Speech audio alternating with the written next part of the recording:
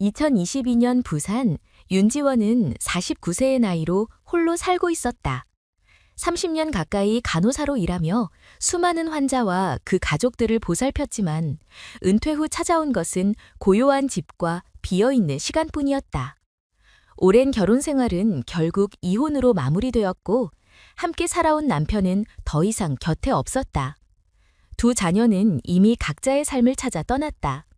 아들은 서울에서 직장을 잡았고 딸은 대구에서 새로운 생활을 시작했다. 한때 북적이던 집은 이제 조용했고 주말에도 전화 한 통 오는 일은 드물었다. 지원은 여전히 강한 사람처럼 보이려 애썼다. 이웃이 안부를 물으면 괜찮다고 대답했고 친구들과 만날 때에도 웃음을 지었다. 그러나 집으로 돌아오면 고요함이 전부였다.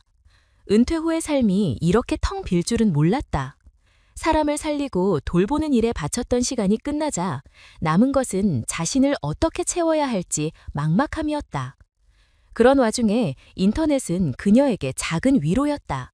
늦은 밤 잠이 오지 않을 때면 휴대폰을 켜고 사회관계망 서비스에 들어가 다른 이들의 일상을 들여다보았다. 여행 사진, 일상의 기록, 낯선 풍경들. 그 속에서 자신도 언젠가 새로운 시작을 할 수 있지 않을까 하는 희망을 품었다. 그리고 어느 날 한 계정이 눈에 들어왔다. 이름은 하나. 하나는 자신을 강원도에서 활동하는 여행 가이드라고 소개했다. 수도권이나 유명 관광지가 아니라 잘 알려지지 않은 작은 마을과 지역의 이야기를 외국인이나 도시 사람들에게 전해준다고 했다. 사진 속 그녀는 늘 미소를 띠고 있었고 설명은 정중했으며 특히 한국어가 유창했다. 처음에는 가볍게 좋아요를 눌렀을 뿐이었지만 곧 메시지가 오갔다. 처음에는 간단한 안부와 취미에 대한 대화였다. 그러나 대화는 점점 길어졌고 하나는 지원에게 관심을 보였다. 은퇴 후 어떻게 지내는지, 가족은 어디에 있는지, 요즘 마음은 어떤지. 낯선 사람에게 쉽게 털어놓기 어려운 이야기였지만 오히려 그렇기에 지원은 편안함을 느꼈다. 오래된 친구들에게조차 말하지 못한 허전함과 두려움을 화면 너머의 이름 모를 상대에게는 조금씩 내보였다. 하나는 늘 따뜻하게 반응했다. 언니는 충분히 강한 사람이에요. 새로운 삶을 시작할 자격이 있어요. 이런 문장은 지원의 마음을 흔들었다. 간호사 시절 수많은 사람에게 위로의 말을 해왔지만 정작 자신이 그런 말을 들은 적은 거의 없었다. 누군가 진심으로 자신을 응원한다는 느낌은 오래된 공허함을 채우는 듯했다. 몇 주가 지나자 하나는 특별한 제안을 꺼냈다. 곧 사촌의 결혼식이 열리는데 지원을 초대하고 싶다는 것이었다. 장소는 강원도, 그것도 비무장지대 근처의 작은 마을이었다. 그것은 외부인이 드나들기 어려운 곳이었고 그래서 더욱 특별하다고 했다. 서울이나 부산 사람은 절대 경험하지 못하는 진짜 전통 결혼식이에요. 언니는 가족처럼 대접받을 거예요. 지원은 놀라웠다. 평생을 바쁘게 살며 한 번도 생각하지 못한 제안이었다. 단순한 관광이 아니라 누군가의 중요한 자리에 손님으로 초대받는다는 사실은 설레는 일이었다. 그러나 동시에 불안도 스며들었다. 생전 처음 만난 사람의 초대를 어떻게 믿을 수 있을까? 주변 친구들에게도 이 이야기를 했다. 오랜 친구 미정은 고개를 저었다. 지원아, 조심해야 해. 모르는 사람이야. 반면 영숙은 다른 의견이었다. 한 번쯤은 다른 공기를 마셔보는 것도 좋지 않아? 네가 하고 싶은 거라면 해봐. 두 가지 목소리 사이에서 지원은 갈등했다. 그러나 결국 선택은 스스로 해야 했다. 밤마다 휴대폰 화면을 보며 고민했다. 하나가 보낸 사진에는 한복을 입고 준비하는 신부의 모습이 있었고 사람들의 웃음소리가 담긴 영상도 있었다. 모두가 진짜처럼 보였다. 그녀는 그 안에서 오래전 느껴보지 못한 활기를 발견했다. 나도 저곳에 있으면 다시 살아있다는 걸 느낄 수 있지 않을까? 하나는 계속해서 지원을 안심시켰다. 이동 경비는 가족 측에서 부담한다는 말까지 덧붙였다. 언니는 손님이 아니라 제 언니예요. 그냥 와서 즐기기만 하면 돼요. 그 말은 결정적인 힘이 되었다. 지원은 더 이상 망설이지 않았다. 아이들에게는 간단히 말했다. 엄마는 여행 좀 다녀올 거야. 혼자만의 시간이 필요해. 아들은 바쁘다며 짧게 응원했고 딸은 엄마 드디어 좋은 시간 가지는구나 라며 웃었다. 아무도 의심하지 않았다. 오히려 모두가 잘 다녀오라고 했다. 그것이 그녀를 더 안심시켰다. 출발을 준비하며 지원은 오랫동안 쓰지 않던 여권을 꺼냈다. 작은 가방에 옷가지와 카메라를 챙겼다. 오래전 사진 찍기를 좋아했지만 바쁘게 살아오느라 잊고 있던 취미였다. 이번에는 다시 기록하고 싶었다. 새로 시작하는 삶의 첫 장면을 담기고 싶었다. 출발 전날 밤 지원은 일기장에 짧은 글을 남겼다. 49세, 이제 나를 위해 살기로 한다. 옳은 선택일지 몰라도 최소한 내 선택이어야 한다. 삐뚤삐뚤한 글씨 속에는 결심이 담겨 있었다. 그날 밤은 쉽게 잠들 수 없었다. 긴장과 설렘이 교차했다. 그러나 마음속은 분명했다. 이제 더 이상 과거에 묶여있지 않았다.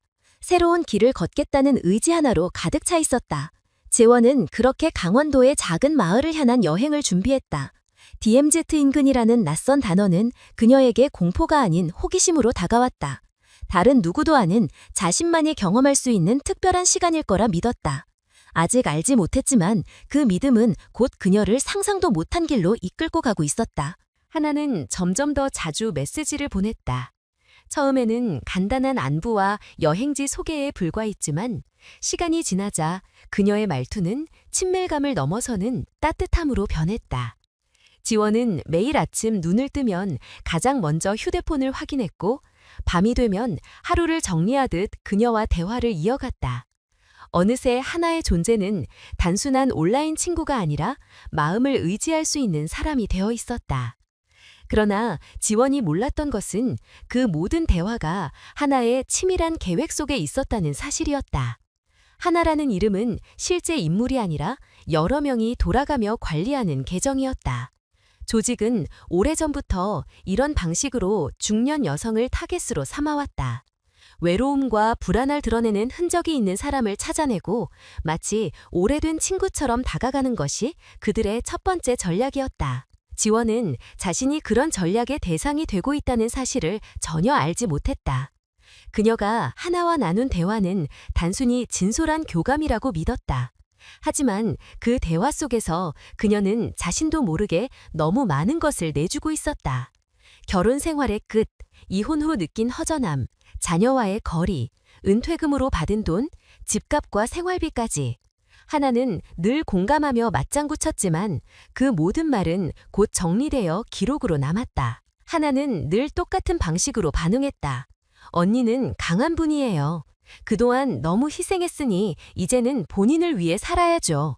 이런 문장들은 지원의 마음을 단단히 붙잡았다. 평생 가족과 환자들을 위해 살아왔지만 정작 자신을 위해 산 시간은 거의 없었다. 그런 지원에게 하나의 말은 위로였고 동시에 새로운 세상으로 나아가도 괜찮다는 허락처럼 느껴졌다. 조직은 지원의 생활 패턴까지 분석했다. 자녀와의 연락 빈도, 집에 머무르는 시간, 사회적 관계망, 그 모든 것이 취약점으로 분류되었다. 가족이 멀리 있어 갑자기 연락이 끊겨도 큰 의심을 받지 않을 가능성, 은퇴금으로 인해 일정한 재산이 있을 가능성, 이혼으로 인해 정서적으로 취약할 가능성. 지원은 이 모든 조건을 충족했다. 그녀는 단순히 대화에 끌려 들어갔다. 하나가 보여준 사진 속 웃음과 영상 속 활기찬 장면은 진짜처럼 보였다. 사실 그 사진과 영상은 전혀 관련 없는 사람들의 것이었지만 지원은 구별할 수 없었다. 오히려 그 생생한 이미지가 그녀의 신뢰를 더 굳게 만들었다. 어느 날 하나는 메시지에서 이렇게 말했다. 사람은 누구나 새로운 출발이 필요해요. 언니는 지금 그 문 앞에 서 있는 거예요. 이 결혼식은 언니가 다시 걸음을 내딛는 계기가 될 거예요. 지원은 그 문장을 여러 번 읽었다. 오랫동안 누구에게도 듣지 못한 말이었다. 그녀는 고민 끝에 결국 마음을 굳혔다. 오래된 친구들이 반대하는 목소리를 냈지만 이번만큼은 자신의 선택을 따르기로 했다. 나는 더 이상 남의 인생을 대신 살아주지 않는다. 이혼 뒤 처음으로 스스로 내린 큰 결정이었다. 그 결심은 단순한 여행 준비로 이어졌다. 짐을 싸고 교통편을 알아보고 건강검진까지 받았다. 혹시나 하는 마음에 의사에게 예방주사를 맞기도 했다. 철저히 준비하는 모습은 마치 오랜만에 삶의 목표를 되찾은 사람처럼 보였다. 그러나 모든 준비가 완벽해 보일수록 사실은 조직의 계산 안에 들어가고 있었다. 하나는 지원의 불안을 달래며 동시에 더 깊이 발을 들이게 만들었다. 언니, 걱정하지 마세요. 모든 게 준비되어 있어요. 교통편은 가족이 마련했어요. 비용도 다 부담해요. 언니는 그냥 오시기만 하면 돼요. 지원은 그 말을 믿었다. 오히려 낯선 사람의 친절함에 감동하기까지 했다. 아직 세상은 따뜻하구나 라고 생각했다. 하지만 그것은 따뜻함이 아니라 덫이었다. 결혼식 초대는 점점 더 구체적으로 다가왔다. 일정표와 장소 설명까지 전달되었다. 강원도, DMZ와 가까운 작은 마을, 외부인은 쉽게 접근할 수 없는 곳. 지원은 그 낯선 지명이 오히려 특별하게 느껴졌다. 평생 살아오면서 한 번도 가보지 못한 곳에서 새로운 인생을 시작하는 것도 나쁘지 않지? 그렇게 스스로를 설득했다. 하나는 마지막으로 이렇게 덧붙였다. 언니, 저는 언니를 진짜 가족처럼 생각해요. 이번 여행은 언니 인생에 꼭 필요한 순간이 될 거예요. 그 문장은 지원의 마음을 완전히 움직였다. 그녀는 이제 더 이상 망설이지 않았다. 출발일은 다가오고 있었고 지원은 설렘과 긴장 속에서 짐을 정리했다. 자녀들에게는 간단히만 알렸다. 엄마는 잠시 여행을 다녀올 거야. 아들과 딸은 별다른 의심 없이 응원했다. 엄마, 잘 다녀와. 사진 많이 찍어 보내줘. 그 반응은 그녀를 더욱 안심시켰다. 아무도 걱정하지 않을 거라는 믿음이 생겼다. 그러나 진실은 전혀 달랐다. 지원이 떠나기를 기다린 것은 따뜻한 결혼식장이 아니라 이미 준비된 덫이었다. 그녀는 알지 못했지만 자신은 더 이상 자유로운 여행자가 아니었다. 누군가의 계산 속에서 이미 선택된 대상이었다. 출발 당일은 이른 새벽부터 시작되었다. 지원은 작은 가방 하나를 들고 부산역으로 향했다. 강원도까지 바로 가는 길은 멀고 복잡했지만 그녀는 오히려 그 과정이 설레었다. KTX에 몸을 싣고 서울로 향하는 동안 창밖으로 스쳐 지나가는 풍경이 마치 새로운 삶의 시작을 알리는 듯했다. 서울에 도착한 뒤 그녀는 예약해둔 밤버스를 타기 위해 터미널로 이동했다. 강원도의 키 큰 산골짜기와 DMZ 근처까지 이어지는 길은 낯설었지만 그 낯섦이 그녀를 더욱 두근거리게 했다. 버스가 출발하기 전 지원은 딸에게 마지막 메시지를 보냈다. 엄마는 이제 떠난다. 새로운 시간을 잘 보내고 올게. 몇 분 뒤 도착한 답장은 짧았다. 엄마, 잘 다녀오세요. 사진 꼭 보내줘요. 지원은 화면을 오래 바라보다가 휴대폰을 닫았다. 그 한 문장이 자신을 지탱해주는 듯했다. 아들에게도 연락하려 했지만 며칠째 바쁘다던 말이 떠올라 굳이 방해하지 않기로 했다. 밤버스는 어둠을 가르며 달렸다. 승객 대부분은 금세 잠이 들었지만 지원은 눈을 붙이지 못했다. 낯선 곳으로 향한다는 긴장감과 기대감이 교차했다. 그녀는 가방 속 여권과 카메라를 몇 번이나 확인했다. 모든 것이 준비된 것처럼 보였지만 마음 한편에서는 알 수 없는 불안이 조금씩 스며들었다. 몇 시간이 흐른 뒤 버스는 종점에 도착했다. 승객들이 하나둘 내리고 지원도 짐을 챙겨 발을 내디뎠다. 버스 정류장은 조용했지만 낯선 공기가 피부에 와닿았다. 약속대로라면 하나가 직접 기다리고 있어야 했다. 그녀는 혹시나 하는 마음으로 주위를 두리번거렸다. 그러나 어디에도 하나의 모습은 보이지 않았다.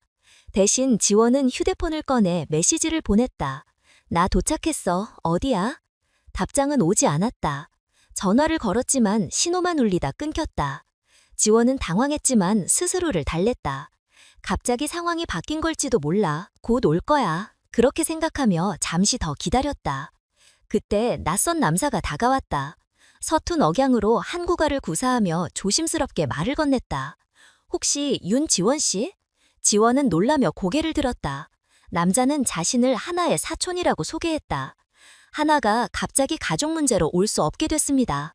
제가 대신 모시러 왔습니다. 지원은 순간 망설였다. 그러나 남자는 너무나 자연스럽게 설명을 이어갔다. 그는 지원의 이름을 정확히 알고 있었고 부산 출신이라는 점, 은퇴한 간호사라는 사실, 두 자녀가 있다는 것까지 언급했다. 그 세부적인 정보는 오직 하나에게만 말했던 것들이었다. 그렇기에 지원은 의심을 누르고 고개를 끄덕였다. 하나가 미리 알려준 것이라고 생각했다. 남자는 준비해둔 차로 안내했다. 정류장에 오래 머무르는 것은 좋지 않다며 서둘렀다. 지원은 약간 불편했지만 대안이 없었다. 결국 그는 남자의 차에 올랐다. 차 안에서 남자는 친절하게 말을 걸었다. 강원도의 지역 문화와 마을의 특징, 앞으로 볼 수 있는 풍경들에 대해 설명했다. 그는 마치 진짜 가이드처럼 자세히 말했다.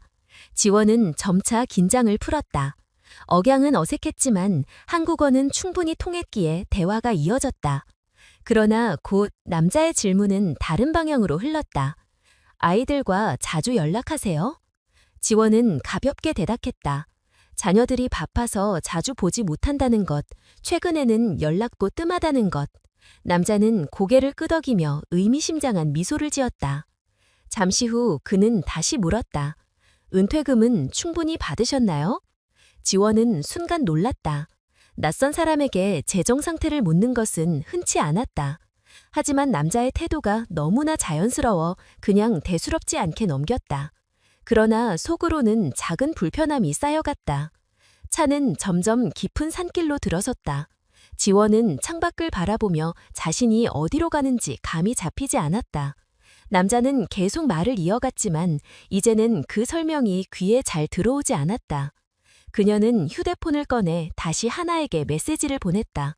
그러나 화면에는 여전히 체크 표시 하나만 떴다. 읽히지 않는 상태였다. 지원은 불안감을 누르려 애썼다. 갑작스러운 일이 있었겠지. 사촌이라니 그래도 가족이잖아. 스스로 합리화했지만 마음은 무겁게 가라앉았다. 차는 계속 달렸고 그녀는 알 수 없는 목적지를 향해 가고 있었다. 남자는 마지막으로 이렇게 말했다. 곧 도착할 겁니다. 가족들이 기다리고 있어요. 언니는 환영받을 겁니다. 그 말은 분명 위로였지만 지원의 귀에는 알 수 없는 긴장으로 다가왔다. 그녀는 아무 대답도 하지 못한 채 창밖만 바라보았다. 차는 몇 시간을 달려 마침내 목적지라 불리는 옷에 도착했다. 지원이 상상했던 결혼식장의 모습은 어디에도 없었다. 화려한 장식이나 사람들의 웃음소리 대신 눈앞에 나타난 것은 낡은 집 한 채였다. 남자는 아무렇지 않게 차를 세우고 이곳이 오늘 묵을 곳이라고 말했다. 지원은 당황했지만 오랜 이동 끝이라 몸과 마음이 지쳐 있었다. 그녀는 잠시 의심을 품었으나 곧 스스로를 설득했다. 지방의 전통 결혼식은 다를 수도 있지. 집 안으로 들어서자 2명의 여성이 모습을 드러냈다. 그들은 나이를 가늠하기 어려웠고 검은 옷차림에 무표정한 얼굴이었다. 한국어는 전혀 하지 못했고 낯선 언어로 짧게 말을 주고받았다. 남자는 그들을 가족이라 소개하며 오늘은 여기서 쉬면 된다고 했다. 두 여성은 음식을 내왔다. 단순한 빵과 국물 같은 것이었지만 남자는 전통적인 대접이라고 설명했다. 지원은 감사 인사를 건넸으나 그들의 시선은 따뜻하지 않았다. 두 여성은 서로를 바라보며 낮은 목소리로 속삭였고 그 속삭임 속에서 지원은 알아들을 수 없는 단어들 사이로 자신을 가리키는 표현을 느꼈다. 낯선 언어였지만 한국 여자, 돈이라는 소리가 귀에 또렷하게 들어왔다. 그 순간 등줄기를 타고 차가운 감각이 스며들었다. 남자는 방을 하나 내주었다. 오래된 가구 몇 개가 전부였고 특히 눈에 띄는 것은 창문을 막고 있는 두꺼운 쇠창살이었다. 지원은 의아해하며 물었다. 남자는 태연하게 웃으며 이 지역은 안전하지 않아서 손님을 보호하기 위해 설치한 것이라고 답했다. 그러나 그의 눈빛은 설명과 달리 차갑게 빛났다. 방에 홀로 남겨지자 지원은 고립감을 강하게 느꼈다. 휴대폰을 꺼내 확인했지만 신호가 잡히지 않았다. 와이파이도 연결되지 않았다. 순간 그녀는 모든 것이 이상하다는 것을 절실히 깨달았다. 하나에게 전화를 걸었지만 여전히 연결되지 않았다. 메시지도 읽히지 않았다. 밤이 깊어가자 집안의 분위기는 더욱 불길했다. 아래층에서 낯선 목소리가 오갔고 웃음소리와 함께 무거운 침묵이 반복되었다. 지원은 침대에 앉아 그동안의 모든 것을 되짚었다. 하나가 말했던 결혼식, 가족처럼 대접받을 거라는 약속, 그리고 여행 일정. 하지만 현실은 전혀 달랐다. 그녀는 스스로에게 물었다. 나는 지금 손님인가? 아니면 포로인가? 답은 이미 분명했다. 다음 날 아침 두 여성은 커피와 빵을 가져왔다. 그들의 태도는 변함없이 차가웠다. 지원은 서툰 한국어 단어를 섞어 질문하려 했지만 그들은 고개만 저었다. 대신 서로를 바라보며 낮은 목소리로 같은 단어를 반복했다. 다시금 한국 여자, 돈이라는 표현이 들렸다. 지원은 그 말이 단순한 우연이 아니라는 것을 깨달았다. 남자는 여전히 집안을 오가며 명령하듯 지시했다. 처음에 친절한 모습은 사라지고 냉담한 태도만 남았다. 그는 방 문을 잠그고 나가기를 반복했고 지원은 점점 더 자신이 감금 상태에 놓여 있다는 사실을 인식했다. 그날 밤 휴대폰 배터리는 거의 닳아 있었다. 충전기를 요구했지만 남자는 대답하지 않았다. 오히려 의도적으로 무시하는 듯했다. 그제야 지원은 모든 것이 철저히 계획된 상황임을 확신했다. 자신은 이곳에서 손님이 아니라 이미 통제된 대상이었다. 시간이 지날수록 절망은 깊어졌다. 가족은 자신이 여행 중이라고만 알고 있었고 며칠 동안 연락이 없대고 해서 의심하지 않을 것이다. 친구들도 마찬가지였다. 그녀는 누구도 즉시 자신을 찾지 않을 것이라는 사실을 뼈저리게 깨달았다. 그 깨달음은 공포로 다가왔다. 지원은 이제 자신이 포로임을 확실히 알았다. 이 집에서 그녀의 위치는 추대받은 손님도 환영받는 사람도 아니었다. 그저 갇힌 존재였다. 밤이 다시 찾아왔고 아래층의 목소리는 더욱 커졌다. 남자의 낮은 목소리와 두 여성의 대화가 이어졌다. 지원은 언어를 알아들을 수 없었지만 자신이 대화의 중심에 놓여 있음을 직감했다. 그들의 시선과 태도는 명백히 그녀를 향하고 있었다. 지원은 침대에 누워 눈을 감았다. 그러나 잠은 오지 않았다. 머릿속은 계속해서 현실을 되짚었고 무엇이 기다리고 있는지 알 수 없는 두려움이 몸을 짓눌렀다. 확실한 것은 하나였다. 자신은 이제 더 이상 자유로운 여행자가 아니었다. 누군가의 계획 속에 철저히 묶여있는 포로였다. 며칠째 같은 집에 머물던 지원은 점점 더 무거운 기운에 짓눌렸다. 남자는 처음처럼 웃지도 않았고 친절을 가장하지도 않았다. 그는 방에 들어올 때마다 문을 세게 닫으며 자신의 존재감을 과시했다. 그리고 어느 날 그는 의자에 앉아 차갑게 입을 열었다. 하나는 없습니다. 내가 바로 하나입니다. 지원은 그 말을 듣는 순간 귀를 의심했다. 몇 달 동안 매일 대화를 나누며 위로받았던 인물이 사실 눈아파 남자라니 머리가 하얘졌다. 남자는 당황하는 그녀를 비웃듯 말을 이어갔다. 사진은 다른 사람 겁니다. 영상도 다 가져온 거고요. 처음부터 다 거짓말이었죠. 당신을 잡아들이기 위한 수단이었을 뿐입니다. 지원의 손끝이 떨렸다. 그동안 믿고 의지했던 대화들이 단 한순간에 무너져 내렸다. 위로라고 믿었던 문장들은 이제 조롱처럼 들렸다. 남자는 담담하게 설명을 이어갔다. 처음에는 당신 돈이 목적이었습니다. 은퇴한 한국 여성이라면 퇴직금도 있고 집도 있고 생활비도 여유 있겠죠. 하지만 상황이 달라졌습니다. 더 큰 계획이 생겼으니까요. 지원은 간신히 목소리를 짜게 물었다. 무슨 계획입니까? 남자는 잠시 그녀를 똑바로 바라보다가 무심히 대답했다. 당신 같은 여성을 원하는 사람들이 있습니다. 나이든 한국 여성, 가족과 멀리 떨어져 있고 일정한 재산이 있고 무엇보다 외롭고 취약한 사람들. 그들은 돈을 지불하고 새로운 동반자를 원합니다. 그제야 지원은 자신이 팔려나가게 될 것임을 직감했다. 온몸이 차갑게 굳어졌다.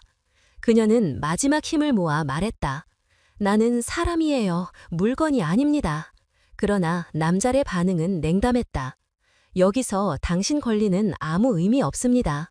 한국에 있는 자녀들도 당신을 찾지 않을 겁니다. 며칠 연락이 없어도 이상하게 생각하지 않겠죠. 그 말은 잔인했지만 부정할 수 없는 사실이었다. 출발 전 딸에게 보낸 짧은 메시지가 마지막 연락이었다. 아들은 이미 바쁘다는 이유로 연락이 끊긴 지 오래였다.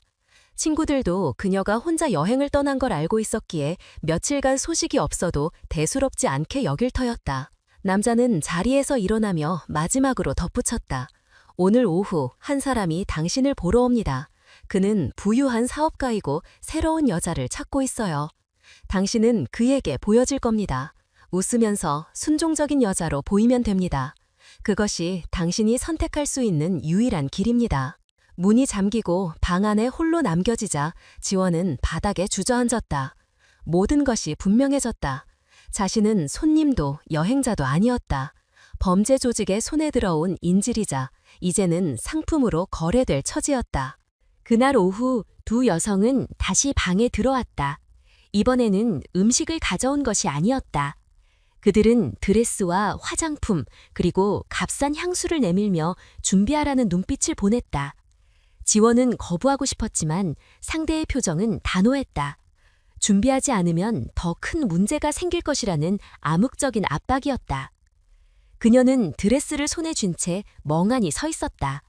천의 차가움이 피부에 닿는 순간 자신이 얼마나 철저히 속아 넘어왔는지가 뼈아프게 느껴졌다.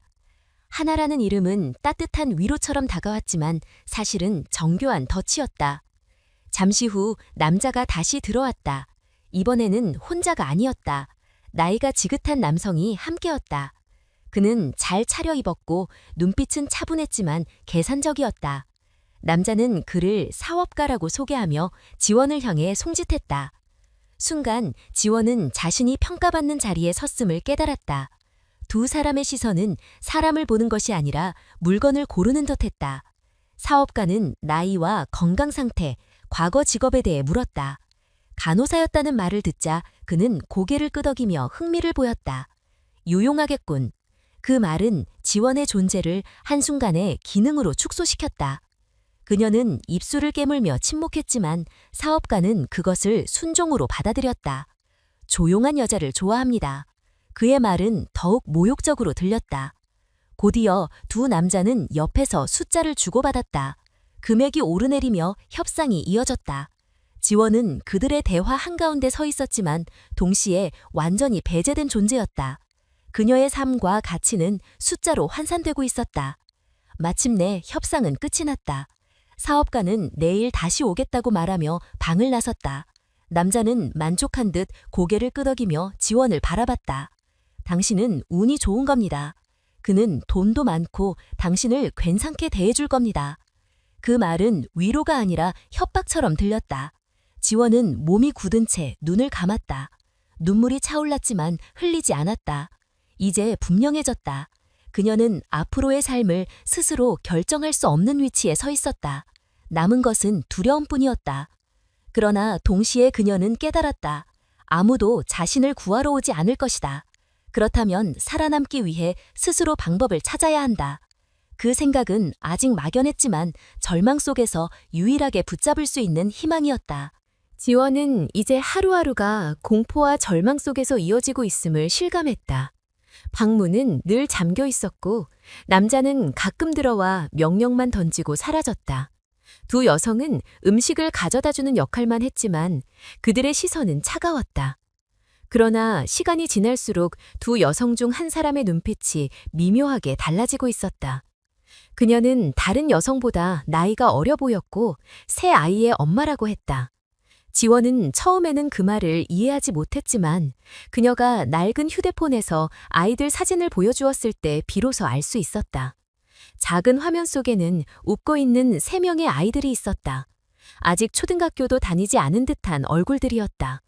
그 순간 지원은 마음속에서 낯선 울림을 느꼈다. 지원은 서툰 손짓으로 자신의 지갑을 꺼냈다. 거기에는 딸과 아들의 오래된 사진이 있었다. 그녀는 사진을 내밀며 말했다. 나도 엄마. 아이 엄마는 놀란 듯 잠시 침묵했지만 곧 고개를 끄덕였다. 두 사람 사이에 언어는 통하지 않았지만 엄마라는 공통된 정체성은 모든 장벽을 넘어섰다. 그날 이후 지원은 아이 엄마와 작은 대화를 시도했다. 한국어와 영어 단어, 손짓이 뒤섞인 어설픈 대화였지만 그 안에는 진심이 담겨 있었다. 지원은 자신의 딸 이야기를 했다. 어린 시절 함께 여행했던 기억, 마지막으로 보낸 메시지. 아이 엄마는 잘 알아듣지 못했지만 눈빛으로 공감했다. 시간이 흐를수록 두 사람 사이의 신뢰는 조금씩 쌓였다. 아이 엄마는 가끔 방 문을 닫지 않고 잠시 머물렀고 지원은 그때마다 작은 단어를 건넸다. 무서워. 집에 가고 싶어. 아이 엄마는 대답하지 않았지만 표정은 점점 흔들렸다. 어느 날 저녁 아이 엄마는 평소와 달리 오래 머물렀다. 그녀는 주위를 살피며 작은 목소리로 속삭였다. 조용히 말하지 마. 그리고는 손으로 입술을 가리켰다. 지원은 숨을 죽이고 고개를 끄덕였다. 아이 엄마는 망설이다가 작은 영어 단어를 뱉었다. Tomorrow, chance. 그 짧은 말은 지원의 가슴을 크게 두드렸다. 내일 기회가 있을지도 모른다는 뜻. 그녀는 눈을 크게 뜨고 아이 엄마를 바라봤다. 아이 엄마는 다시 한번 손짓하며 말했다. Quiet, wait. 그리고는 문을 닫고 나갔다. 지원은 침대에 앉아 그 말을 곱씹었다. 내일 기회가 온다니 무슨 뜻일까? 혹시 탈출할 수 있는 순간이 온다는 걸까? 두려움과 희망이 뒤섞였다. 그녀는 잠들지 못하고 밤새 창살 너머 어둠을 바라보았다. 다음 날 아침 두 여성은 평소처럼 음식을 가져왔다. 하지만 아이 엄마의 눈빛은 달랐다. 그녀는 접시를 내려놓으며 조심스레 속삭였다. 오늘 준비. 그 한마디는 확신을 주었다. 지원은 떨리는 손을 모아 가슴에 얹었다. 살아나갈 수 있을까? 그날 오후 남자는 다시 나타났다. 그는 내일 사업가가 돌아올 것이라 말하며 지원에게 준비를 지시했다. 내일은 중요한 날이다. 순종적으로 보이면 너도 편해진다. 그의 날은 협박이었지만 지원은 고개만 숙였다. 지금은 반항할 때가 아니었다. 남자가 떠난 뒤 아이 엄마는 서둘러 방에 들어왔다. 그녀는 작은 천을 내밀었다. 머리에 두를 수 있는 스카프였다. Cover, run. 그녀는 단호하게 말했다. 지원은 눈을 크게 떴다. 아이 엄마는 이어서 설명했다. 창살, 루스, 길, 큰 길, 경찰. 지원은 숨이 막히는 듯했다. 마침내 탈출의 길이 열리는 것일까? 아이 엄마는 두려움에 떨면서도 결심한 눈빛이었다. 그녀는 마지막으로 속삭였다. 아이, 생각해. You, mother, me, mother. 지원의 눈에 눈물이 맺혔다. 그녀는 고개를 끄덕이며 속으로 다짐했다. 살아야 한다. 반드시 돌아가야 한다. 아이 엄마의 용기는 그녀에게 마지막 희망을 주었다. 그날 밤 지원은 잠들지 않았다. 창살을 손으로 더듬어 확인했다. 한쪽이 느슨하게 풀려 있었다. 아이 엄마가 이미 준비해둔 것이 분명했다. 그녀는 가슴이 뛰는 것을 느끼며 내일을 기다렸다. 이제 더 이상 기다릴 수 없었다. 내일이 오면 반드시 탈출해야 했다. 실패하면 다시 기회는 없을 것이다. 지원은 떨리는 마음으로 두 손을 꼭 쥐었다. 아직 끝나지 않았다는 희망이 다시 살아나고 있었다. 결정적인 날이 다가왔다. 아침부터 집안의 공기는 긴장으로 가득했다. 남자는 평소보다 더 분주하게 움직였고 두 여성에게도 날카로운 목소리로 지시를 내렸다. 지원은 방 안에서 그 소리를 들으며 숨을 죽였다. 아이 엄마가 전날 남긴 말이 머릿속을 떠나지 않았다. 커버, 런, 오늘이 그날이었다. 점심 무렵 아이 엄마가 방에 들어왔다. 그녀는 서둘러 작은 스카프를 지원의 손에 쥐어주었다. 지금, 준비. 목소리는 떨렸지만 눈빛은 단호했다. 지원은 스카프를 머리에 두르며 손가락이 떨리는 것을 감추려 애썼다. 아이 엄마는 창문 쪽을 가리켰다. 쇠창살 한쪽이 느슨하게 풀려 있었다. 지원은 심장이 요동치는 것을 느꼈다. 아이 엄마는 마지막으로 속삭였다. 큰 길, 경찰, 거기 가면 안전. 그녀는 두 손으로 지원의 어깨를 잡으며 눈빛으로 말했다. 반드시 살아가라. 지원은 그 의미를 이해했다. 그때 아래층에서 남자의 목소리가 들려왔다. 곧 손님이 온다. 준비해라. 지원은 숨을 삼켰다. 시간이 많지 않았다. 아이 엄마는 문을 열어둔 채 재빨리 나갔다. 지원은 잠시 머뭇거렸지만 더 이상 지체할 수 없었다. 그녀는 창문으로 다가가 쇠창살을 밀어냈다. 생각보다 쉽게 움직였다. 지원은 몸을 기울여 좁은 틈을 빠져나갔다. 발이 닿는 순간 땅은 차갑고 거칠었지만 멈추지 않았다. 그녀는 곧장 골목을 따라 걸음을 재촉했다. 머리에 스카프를 두른 덕분에 멀리서 보기에 현지 여성처럼 보였을 것이다. 하지만 그녀의 마음은 이미 들킬까 두려움으로 가득했다. 골목을 빠져나오자 좁은 길이 이어졌다. 지원은 숨을 고르며 빠르게 걸었다. 뒤에서 발소리가 들리지 않는지 계속 귀를 기울였다. 매번 바람소리에도 가슴이 철렁 내려앉았다. 그러나 멈추지 않았다. 20분쯤 걸었을까 멀리서 파란 불빛이 깜빡이는 것이 보였다. 눈을 의심했지만 분명 경찰차였다. 그 앞에는 2명의 경찰이 서 있었다. 지원은 순간 주저하지 않고 달려갔다. 그녀는 목소리가 터져 나오듯 외쳤다. 도와주세요. 한국 사람, 납치. 경찰은 놀란 눈빛으로 그녀를 바라봤다. 스카프 속에서 드러난 얼굴은 분명 외부인이었다. 그녀는 거친 숨을 몰아쉬며 가슴을 가리켰다. 납치, 집, 남자. 경찰은 즉시 그녀를 잡아주며 안전한 쪽으로 이끌었다. 그리고 무전기로 빠르게 상황을 알렸다. 지원은 눈물이 차올랐지만 흘리지 않았다. 아직 끝난 것이 아니었다. 그러나 적어도 지금 이 순간 그녀는 감옥 같은 집을 벗어났다. 경찰차 옆에 앉아 숨을 고르며 지원은 처음으로 안도감을 느꼈다. 그러나 마음 한편에는 여전히 두려움이 남아있었다. 혹시 뒤쫓아오지는 않을까? 혹시 다시 붙잡히지는 않을까? 그러나 경찰의 든든한 존재는 조금씩 그녀를 안정시켰다. 멀리서 찻소리가 들려왔다. 지원은 몸을 움찔했지만 경찰은 차분하게 대응했다. 무전기에서 지시가 오갔고 상황은 통제되고 있었다. 지원은 그제야 자신이 안전하다는 사실을 조금씩 받아들였다. 그녀의 머릿속에는 아이 엄마의 얼굴이 떠올랐다.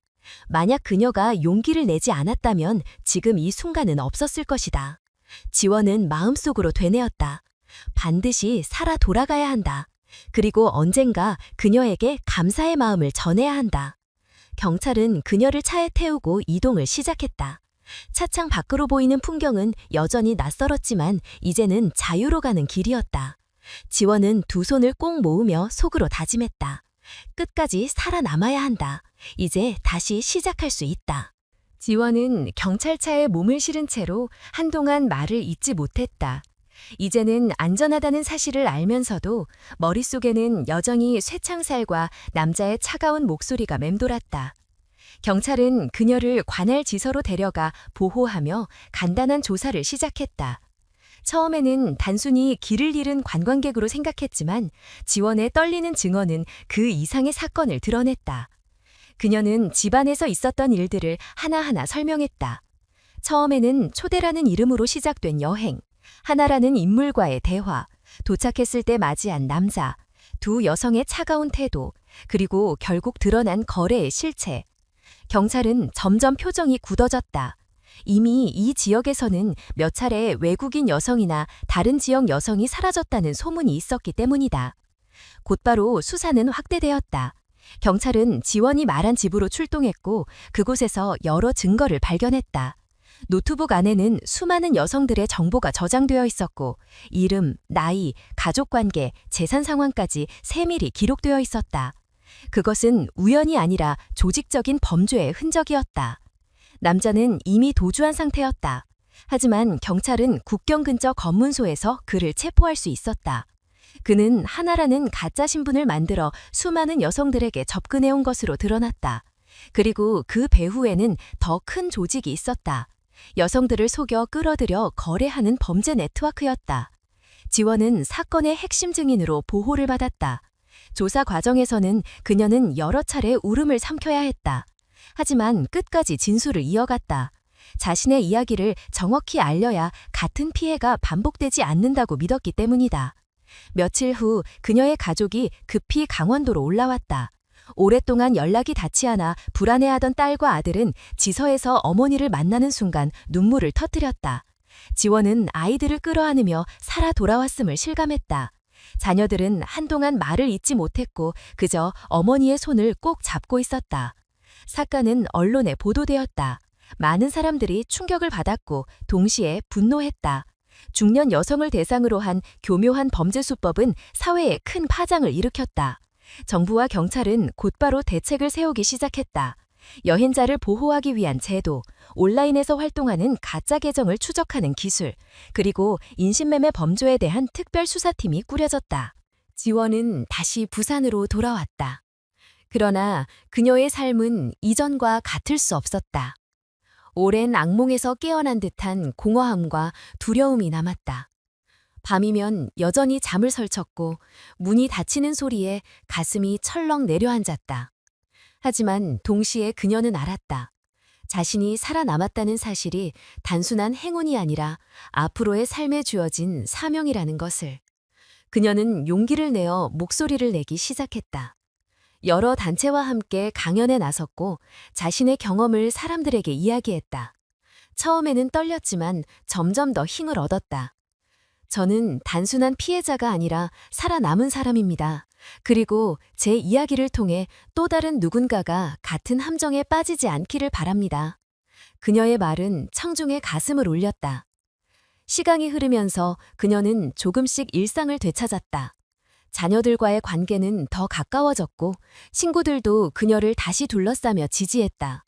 무엇보다 그녀는 더 이상 침묵하지 않았다. 외로움은 누구에게나 올 수 있지만 그 외로움이 범죄의 표적이 되어서는 안 된다는 메시지를 전하기 위해 끊임없이 나섰다. 그녀는 종종 아이 엄마를 떠올렸다. 그 낯선 여인이 보여준 작은 용기가 자신의 목숨을 구했다는 사실을 잊지 않았다. 그녀도 또 다른 피해자였을지 모른다. 지원은 마음속으로 그렇게 생각했다. 언젠가 다시 만날 수 있다면 가장 먼저 전하고 싶은 말은 고마움이었다. 사건 이후 한국 사회에서는 많은 변화가 일어났다. 온라인에서의 안전교육이 강화되었고 중년 여성들을 대상으로 한 범죄 예방 캠페인이 시작되었다. 사회는 조금씩 달라지고 있었다. 그리고 그 중심에는 지원의 이야기가 있었다. 몇 년이 지난 지금 그녀는 여전히 무대에 서서 말한다. 저는 한때 아무도 찾지 않을 거라 여겨졌던 사람입니다. 하지만 지금은 많은 사람과 연결되어 있습니다. 우리가 서로에게 손을 내밀면 가장 깊은 어둠 속에서도 길을 찾을 수 있습니다. 청중은 고개를 끄덕이며 눈시울을 붉혔다. 그녀의 목소리는 떨렸지만 진실했기에 더 큰 울림을 주었다. 지원은 강연이 끝난 후 홀로 앉아 생각했다. 외로움은 피할 수 없는 인간의 감정이다. 그러나 그 외로움이 약점이 되는 순간 누군가는 그것을 악용하려 한다. 그렇기에 더더욱 우리에게 필요한 것은 서로를 향한 진심 어린 관심과 연결이었다. 그녀는 이제 자신이 왜 살아 돌아왔는지를 알았다. 그것은 단순한 생존이 아니라 앞으로 다른 사람을 지키기 위해 주어진 기회였다. 그녀의 이야기는 경고이자 희망이었다. 그리고 그 끝에서 남기는 말은 단순했다. 외로움은 누구에게나 찾아옵니다. 그러나 그 외로움을 거짓된 손길이 아닌 진짜 사람과의 연결로 채워야 합니다. 우리가 서로를 지켜낼 때 절망 속에서도 다시 길을 찾을 수 있습니다. 오늘 제 이야기에 귀 기울여 주신 모든 분들께 진심으로 감사드립니다. 긴 시간 동안 따라와 주시고 마음을 나누어 주신 것만으로도 큰 힘이 되었습니다. 이 이야기는 단순히 한 사람의 경험담이 아니라 우리가 살아가는 사회 속에서 누구에게나 일어날 수 있는 현실을 보여줍니다. 외로움과 불안은 누구나 겪을 수 있는 감정이지만 그것을 이용하려는 이들도 있다는 사실을 잊지 말아야 합니다. 동시에 작은 연대와 따뜻한 관심이 절망 속에서도 한 사람을 살려낼 수 있다는 것을 기억해야 합니다.